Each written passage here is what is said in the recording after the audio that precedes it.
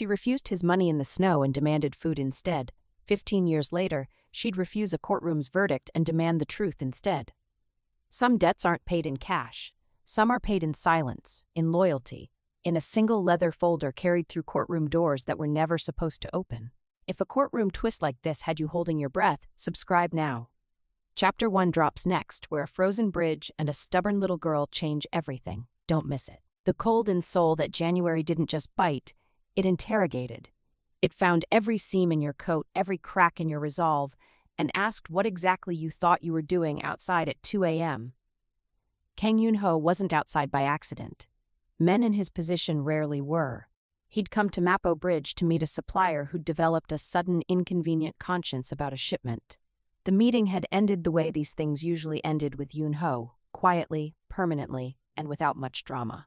What he hadn't expected, walking back toward his car with his coat collar raised against the wind, was the sound of a child trying very hard not to cry and failing with dignity. Beneath the bridge, wedged into the concrete shadow where the wind couldn't quite reach, a girl no older than 9 sat with her arms locked around a smaller boy.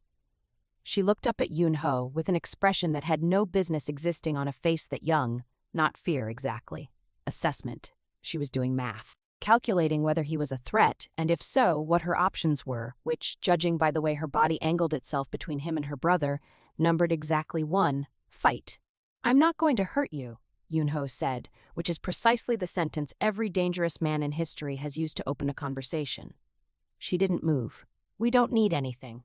He crouched anyway, close enough to see her brother's lips had gone the color of the concrete around them. He pulled out a folded stack of 1 and held it toward her. She looked at the money like he'd offered her a live snake. "We don't need money," she said. "We need food, real food. Not something you hand a beggar so you can feel like a good person and go home." Yoon-ho, a man who'd once had a business partner removed from a yacht mid-ocean for a rounding error in a shipment manifest, found himself, for possibly the first time in a decade, without a scripted response. Before he could produce 1, 2 men rounded the underpass, the opportunistic kind, the sort who preyed on exactly this scene because it looked, from a distance, like an easy transaction. One reached for the girl's arm. Yoon-ho moved before conscious thought caught up with him, and within 10 seconds both men were on the ground, groaning, reconsidering several life choices. It wasn't heroism, it was reflex, wearing heroism's coat. The girl watched the whole thing without flinching, filing it away as one more data point about the strange man in front of her. "You're not a good person," she said. It wasn't an accusation, just an observation, delivered the way you'd note the weather. "No," Yoon-ho agreed, "I'm not." Her brother's breathing had gone shallow and wet. Yoon-ho, against every instinct that had kept him alive and wealthy for 30 years, picked the boy up himself and carried him to the car, the girl following 3 steps behind, refusing to let the distance between them close to 2. The hospital did what it could. It wasn't enough. 3 days later, in a hallway that smelled like antiseptic and bad decisions, a doctor delivered the kind of news that arrives without warning and leaves without mercy. Pneumonia, too far advanced, too long untreated. No one had known to look for a dying boy under a bridge. That was rather the point of bridges. The girl didn't cry in front of anyone. Yoon-ho only knew she had because he found her afterward in a stairwell, dry-eyed and furious in the specific way of someone determined not to be caught grieving. He didn't offer comfort. He offered a decision instead. "You're coming home with me." "I don't need charity." "It's not charity," he said. "Charity is what people do to feel better about themselves. This is a mistake I'm choosing to make on purpose." For the first time, something that wasn't quite a smile crossed her face. "That's the most honest thing you've said." Her name, she told him in the car, was Amara. His men, when they heard, assumed poison, blackmail, or a stroke. None of them guessed the truth. That somewhere beneath a bridge, in the middle of arranging a man's disappearance, Kang Yoon-ho had acquired something he had absolutely no idea how to survive. A daughter who would spend the rest of her childhood informing him, in increasingly sophisticated language, that everything he'd built was built wrong. He had no way of knowing it yet, but he'd just made the only deal of his career he'd never be able to walk away from. Amara's first year in the Kang household was less an adoption and more a prolonged standoff, conducted mostly in silence and increasingly pointed dinner table observations. The mansion itself seemed designed to intimidate. Marble floors polished to the point of hostility, art on the walls worth more than most people's homes, staff who moved through rooms like they'd been trained never to be noticed. Amara noticed everything. She catalogued the guards stationed at doors that supposedly led to nothing important. She noticed how conversations stopped when she entered certain rooms. She noticed that her new father's business associates wore very good suits and very nervous smiles. She was 11 when she finally said something about it. "You launder money in the East Wing," she announced over dinner, the way another child might announce a fact about dinosaurs. "The import consulting firm. It doesn't consult on anything. I looked it up." Yoon-ho set down his chopsticks with the particular care of a man buying himself time to think. "That's a very serious accusation for someone who still needs help reaching the top shelf." "I don't need help. I use a step stool, and it's not an accusation, it's an observation. I'm not going to tell anyone." She resumed eating. Yet, that single word did more damage to his composure than any threat a rival boss had ever managed. He responded the way he responded to most things that unsettled him, by throwing resources at it until the discomfort resolved itself. He hired tutors, then better tutors. When she outpaced those, he found professors willing to teach a preteen advanced material for amounts of money that made even his accountants blink. He told himself it was about opportunity. It was, if he was honest with himself late at night, which he rarely was, about something closer to penance, though for what exactly he couldn't have named. By 14, Amara had memorized enough of the Korean legal code to make his lawyers visibly nervous when she sat in on meetings she technically wasn't invited to. She'd stand in doorways, arms crossed, dismantling arguments with the calm precision of someone who'd already won and was simply waiting for everyone else to catch up. "Your business model," she told him one evening, apropos of nothing, while doing homework at his desk instead of her own, "is morally bankrupt. It's also just bad long-term strategy. Empires built on fear collapse the moment the fear does. You should read some history." "I have read history," Yoon-ho said. "That's precisely why I run things the way I do." "Then you read it wrong." He should have been furious. Any of his lieutenants would have paid for that level of insolence with considerably more than a stern look. Instead, he found himself fighting something dangerously close to pride, which he immediately buried, because pride was a liability in a house full of men waiting for weakness. She called him father from the second year onward, though the word carried an edge, less affection than accountability, as if the title itself were a contract she intended to hold him to. It was around this time that Jun-woo entered the household's inner circle in earnest, soft-spoken, unfailingly polite, the kind of man who remembered everyone's birthday and never raised his voice. Yoon-ho trusted him the way he trusted very few people, completely and without examination, which is precisely the kind of trust that rots from the inside without anyone noticing the smell until it's too late. Amara didn't trust him at all. "He agrees with you too much," she told her father once, watching Jun-woo through a cracked office door. "That's called loyalty. That's called strategy. Loyal people disagree with you sometimes. He never does." Yoon-ho dismissed it as adolescent suspicion. He had an empire to run, shipments to move, rivals to manage, and a growing unease he refused to name every time Jun-woo smiled a little too warmly at exactly the right moment. Somewhere in the machinery of that empire, quietly, patiently, over years rather than weeks, Jun-woo had begun rerouting funds through companies with names so boring no one thought to question them. Shell corporations, laundered accounts wearing the disguise of legitimate imports, every transaction engineered to eventually point in one direction.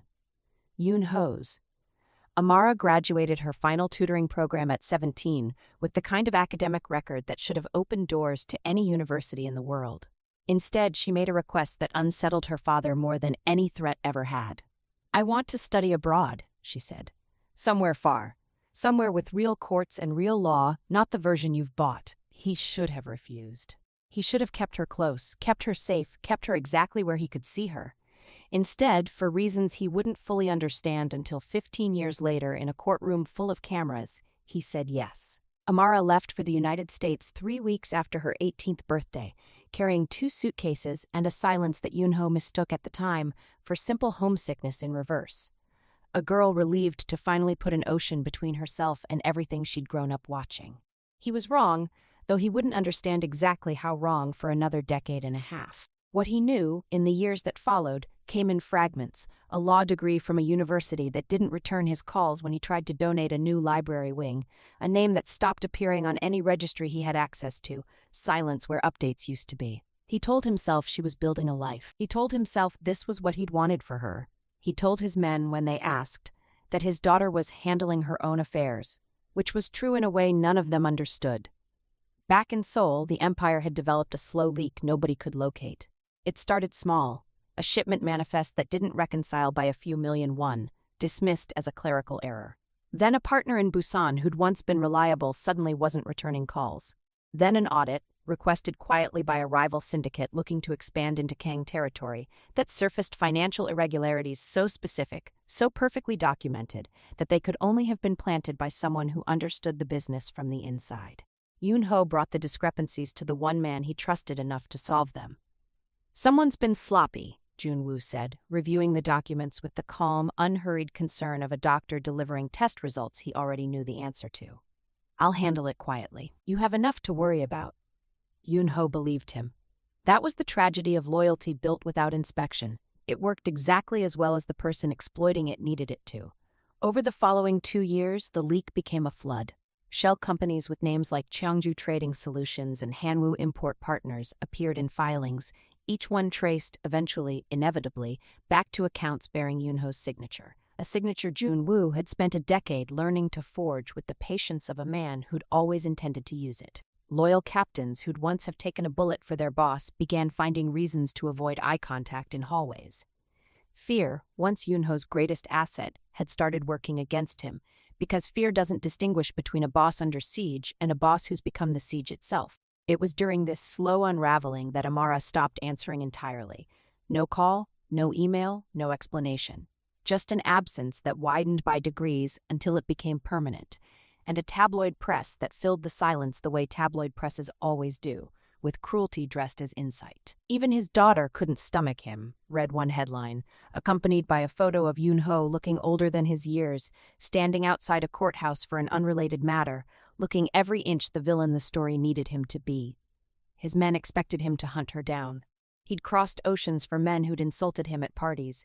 Surely he'd move mountains for a daughter who'd vanished without a word. He didn't move at all. "She has the right to leave without being chased," he told the one lieutenant who dared ask. It wasn't resignation. It was the closest thing to respect he knew how to offer, the same respect she'd demanded of him beneath a bridge 15 years earlier, when she'd refused his money and told him exactly what she needed instead. What none of them knew, what wouldn't surface until a courtroom in Seoul filled with cameras and prosecutors already tasting victory, was that Amara hadn't run from her father's world.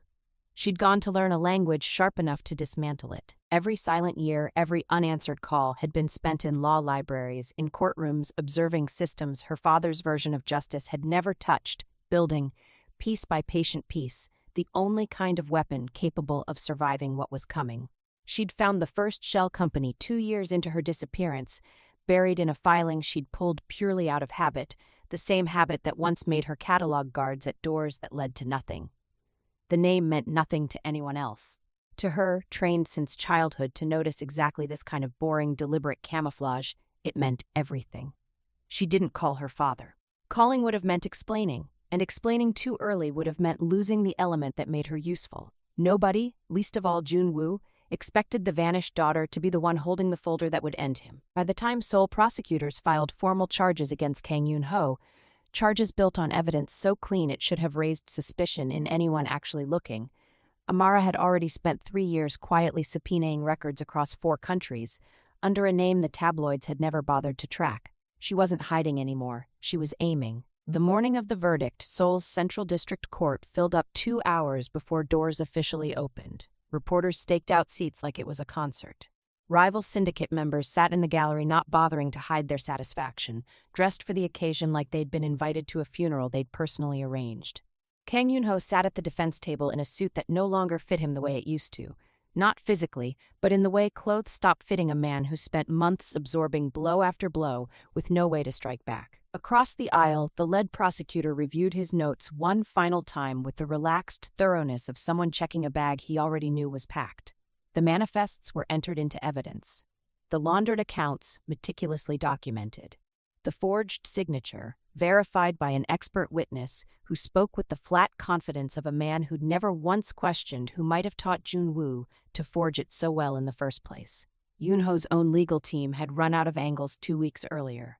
His lead attorney, a capable man in ordinary circumstances, had the particular pallor of someone preparing to lose gracefully because losing was the only option left on the table. It was at this exact moment, evidence stacked, Verdict all but written, cameras angled for the shot that would define the next news cycle, that the courtroom doors opened. Amara walked in. She wasn't the girl who'd vanished. She moved like someone who'd built an entirely new person in the years since. Sharp suit, sharper posture, a single leather folder held like it weighed considerably more than paper should. The room didn't recognize her immediately. Yoon-ho did, in the half-second before his mind caught up with his eyes, in the way a body remembers a person before the brain finishes processing the shock. "My daughter," he whispered, and for the first time in 30 years, several reporters in the front row watched Kang Yoon-ho's composure crack in a way no amount of legal pressure had ever managed. Amara approached the bench with the calm of someone who'd rehearsed this moment more times than she'd ever admit. "Your Honor, I request to enter as co-counsel for the defense. I have new evidence directly relevant to the charges before this court." The prosecution objected. The judge, intrigued despite himself, allowed it, partly procedure, partly the simple human curiosity of wanting to know exactly what was in that folder. What followed over the next 2 hours dismantled the prosecution's case with the patience of someone who'd spent a decade building precisely for this moment.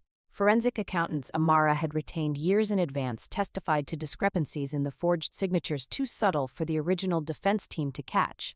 Bank records from 3 countries, obtained through channels the prosecution hadn't known to close, revealed the true origin of the shell companies. Not Yoon-ho's signature, but a decade-long pattern traceable to a single familiar name. Jun-woo, seated in the gallery as a witness for the prosecution, watched his own architecture collapse in real time. Here's a question worth sitting with before we go further. How many of us have trusted someone precisely because they never disagreed with us, never pushed back, never raised an uncomfortable truth, and mistaken that silence for loyalty? Jun-woo's entire betrayal was built on exactly that blind spot. If you believe real loyalty means telling someone hard truths instead of comfortable lies, drop a comment and let me know. And hit subscribe, because only the Jun-woos of the world are afraid of people who ask questions. The prosecutor, sensing the ground shifting beneath a case he'd been certain of an hour earlier, requested a recess. The judge denied it. "We'll finish today," she said, and something in her tone suggested she, too, sensed the room had become far more interesting than anyone had prepared for. Amara set the folder down, opened to a single page, a wire transfer, dated 2 years before the first falsified manifest ever surfaced, sent from an account bearing Jun-woo's real name to a shell company he'd assumed no one would ever trace back that far. "This is where it started," she said, loud enough for the cameras, calm enough that it landed like a verdict already delivered. "Not with my father, with him." Jun-woo's face, for the first time in 30 years of practiced pleasantness, showed something the room hadn't seen from him before. Panic, unfiltered and entirely real. Jun-woo had spent 2 decades perfecting the art of staying calm under pressure.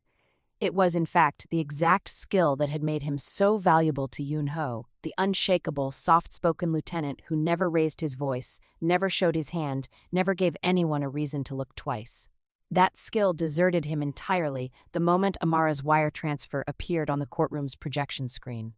"That document is fabricated," he said, rising from his seat before his own attorney could stop him. "Just as the rest of this theater has been. It's notarized in 3 jurisdictions," Amara replied, without raising her voice, which somehow made the accusation land harder than if she'd shouted it. "Would you like to explain to the court why your signature appears on a shell company account 2 full years before my father's alleged crimes even began?" The gallery, which had arrived expecting a quiet formality and a predictable ending, had gone utterly silent. The specific silence of several hundred people simultaneously realizing they were watching something that would be replayed on every news channel in the country by evening. The judge called for order. Jun-woo didn't sit down. "You don't understand what you're doing," he said. And for the first time, the mask of soft-spoken loyalty slipped entirely, revealing something colder underneath, something that had apparently been there the whole time, patiently waiting for an opportunity that had finally, catastrophically, arrived. "You think you've saved him? You've painted a target on both your backs." It was in the years afterward, the moment most frequently replayed in the endless documentaries and news retrospectives that followed the trial, the instant Jun-woo lunged toward the bailiff's station, hand closing around a weapon he had no legal right to touch, 30 years of composure detonating in front of live cameras. Yoon-ho's instincts, honed over 3 decades of exactly this kind of moment, moved before his conscious mind caught up. He was half out of his seat, every muscle prepared to do what he'd always done when someone threatened his own. End it, permanently, with the calm efficiency of a man who'd made this exact decision 100 times before. Amara stepped between them, not toward Jun-woo, toward her father. "Not like this," she said, her hand flat against his chest, her voice steady in a way that suggested she'd imagined this exact moment more times than she'd ever admit. "Not anymore." The bailiffs subdued Jun-woo within seconds. It wasn't, in the end, much of a struggle, just a desperate man making one final, poorly considered choice in front of the one audience that would ensure it followed him for the rest of his life. But the moment that mattered, the one the cameras caught and replayed for weeks, wasn't Jun-woo's arrest. It was Kang Yoon-ho, hands still half raised toward a threat he'd have eliminated without hesitation a year earlier, lowering it instead, not because he'd been overpowered, but because his daughter had asked him to. For the first time in 30 years, he chose her rule over his own instinct. The courtroom took another 20 minutes to fully settle. When it did, the judge, visibly recalibrating an entire day's expectations, called for a formal review of the newly submitted evidence, with clear signals about which direction that review was likely to go. Yoon-ho didn't speak until the recess, alone with Amara in a side room too small for the weight of everything neither of them had said in 15 years. "You built all of this," he said. "Not a question. I built it because you were the only mistake I've ever made on purpose that I refused to let go to waste," she said, echoing, almost word for word, what he'd told her beneath the bridge a lifetime ago. "You said it wasn't charity. It was a decision. This is mine." He looked at her, really looked, the way he hadn't allowed himself to in the years she'd been gone, searching for the frightened girl beneath the bridge in the composed woman standing in front of him, and finding her there still, underneath everything, exactly where she'd always been.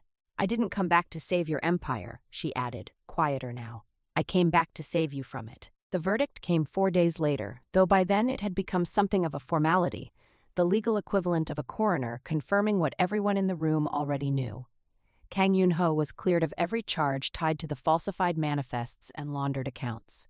Jun-woo, facing an entirely different set of charges now, sat in a courtroom with far fewer cameras and far less sympathy than he'd once commanded.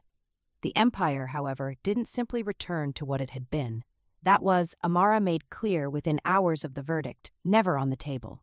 "You're free," she told her father, the two of them sitting in his office for the first time in 15 years, the room somehow smaller than she remembered it, or perhaps she'd simply grown larger than the fear that once filled it. "That doesn't mean you get to go back to exactly what you were before. I built that business over 30 years. You built a fear-based empire that nearly executed an innocent man beneath it," she said. "I just spent 4 years dismantling the case against you. I'm not interested in leaving the rest of it standing." He should have argued. Every instinct that had kept him alive and wealthy for 3 decades told him to argue, to remind her whose name was on the deed, whose decisions had built the house she was currently sitting in. Instead, he found himself doing something he'd done perhaps twice before in his adult life, listening, actually listening, to someone telling him he was wrong. Over the following months, the transformation happened in pieces, each one smaller and more mundane than the courtroom drama that had preceded it, which is generally how real change actually works, not in a single cinematic gesture, but in a series of decisions nobody outside the family ever saw. Shipping routes once used to move product no one wanted traced were quietly redirected into legitimate logistics contracts. Front companies that had spent years laundering money became, awkwardly at first and then with genuine purpose, actual businesses, employing people who had no idea the payroll they depended on had once existed purely as camouflage. The captains who'd avoided Yoon-ho's eyes in hallways during the trial found themselves facing a different kind of test entirely, whether they could survive in an organization that no longer ran on fear. Some couldn't. They left, or were encouraged to, with severance packages generous enough to buy their silence without the threats that would once have accompanied it. Others stayed, discovering, some with visible discomfort, that loyalty built on respect required considerably more effort than loyalty built on intimidation, and produced, against every instinct Yoon-ho had spent decades trusting, considerably better results. Amara didn't take a role in the new organization. She insisted on that point with the same stubbornness she'd once used to refuse a stack of one beneath a bridge. "This isn't mine to run," she told him. "It's yours to fix. I'll help you build the structure. I won't be the one holding it up." What she did take was the foundation, the community trust established with the proceeds of the empire's legitimate conversion, funding shelters and legal aid clinics across Seoul, all of it deliberately built without the Kang name attached to a single building or program. People should trust the work, she said when a reporter asked why, not the name that paid for it. The press, for their part, struggled to know what to do with a story that refused to fit the shape they'd spent 15 years building for it. Seoul's Shadow King didn't have an obvious next chapter for a man who now spent his Tuesdays reviewing grant applications for a legal aid clinic instead of shipment manifests for product that didn't exist. Some columnists tried cynicism. Surely this was reputation management. Surely there was an angle. Most, eventually, simply stopped trying to explain it and let the shelters, the clinics, and the employment numbers speak for themselves. Yoon-ho, for his part, found the adjustment harder than any hostile takeover he'd ever survived. Power built on fear had, at least, been simple. Power rebuilt on accountability required him to sit through meetings where people disagreed with him and weren't punished for it. A novelty that took considerably longer to stop feeling like a threat. "You get easier to work with every month," Amara told him one evening, reviewing quarterly reports at his desk the way she once had as a teenager, minus the accusation that had colored every conversation back then. "I had a very demanding teacher," he said. For the first time in either of their memories, he meant it as a compliment, and she took it as one. Winter returned to Seoul the way it always did. Without apology, without warning, cracking concrete and testing coats exactly as it had 15 years earlier. Mapo Bridge looked the same as it always had. Gray, unremarkable, the kind of place people walked past without a second glance, which was of course exactly why it had once hidden a girl and her brother so completely from a city that should have found them sooner. Kang Yoon-ho stood beneath it now, older, coat collar raised against a wind that felt less hostile than it once had, or perhaps he'd simply stopped needing it to be an enemy. Beside him, Amara set down a box of food, the way they'd done every winter since the trial. A small ritual that had started as her insistence and become, over the years, something he genuinely looked forward to, rather than merely tolerated. "You didn't have to keep doing this," she said, watching him arrange the box with more care than the task strictly required. "Neither did you," he said, "and yet." She smiled, a rare, unguarded thing that still caught him off guard after all these years, a reminder of exactly how much had changed since a 9-year-old girl had looked at him beneath this same bridge and calmly informed him he wasn't a good person. "I was wrong, you know," she said. "That first night, I told you that you weren't a good person. You weren't wrong." "I was," she said. "I just hadn't seen the rest of the math yet." The empire behind them, smaller now, legal, stripped of the fear that had once been its foundation, had settled into something neither of them could have predicted 15 years earlier. The foundation Amara had built now funded 11 shelters across the city, 3 legal aid clinics, and a scholarship program quietly responsible for putting more kids through university than the tabloids had ever bothered to report. Mostly because a redemption story without a villain to sneer at made for considerably less compelling headlines. Junwoo's trial had concluded months earlier, a sentence long enough to ensure the loyalty he'd spent 30 years faking would finally cost him something real. Yoon-ho had, in the intervening months, discovered an uncomfortable truth about the life he'd rebuilt. It was harder, in almost every measurable way, than the one he'd abandoned.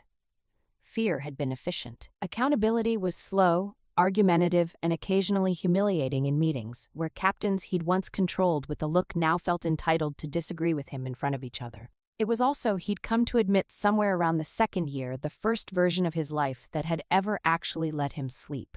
"I used to think strength meant nobody could challenge you," he said, watching a group of kids cross the bridge above them, oblivious to the 2 people standing in the cold beneath it. "You taught me it means being challenged and choosing to listen anyway." "I didn't teach you that," Amara said.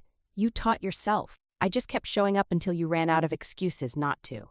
They stood in silence for a moment, the kind that had once been a battlefield between them and had slowly over 15 years become something closer to peace. "Same time next winter?" she asked eventually. "Same time every winter," he said, "for as long as there's a bridge standing." They left the food where they always did, not as a symbolic gesture, not as an act of penance for a past neither of them could undo, but as a simple, practical answer to a simple, practical need, the same answer Amara had demanded of him the very first night they'd met. Somewhere beneath another bridge in another part of the city, another child might be cold tonight, might be hungry, might be doing the same silent calculations Amara once had, deciding whether the stranger in front of them was a threat or, against every reasonable expectation, an unlikely second chance. Compassion, it turned out, wasn't the soft, sentimental thing the tabloids liked to mock it as. It was strategy. Patient, deliberate, compounding interest paid out over 15 years, one decision at a time, until a homeless girl beneath a bridge and the man who once terrified an entire city had built, together, something considerably stronger than either fear or forgiveness alone. It was simply the only kind of empire actually built to last.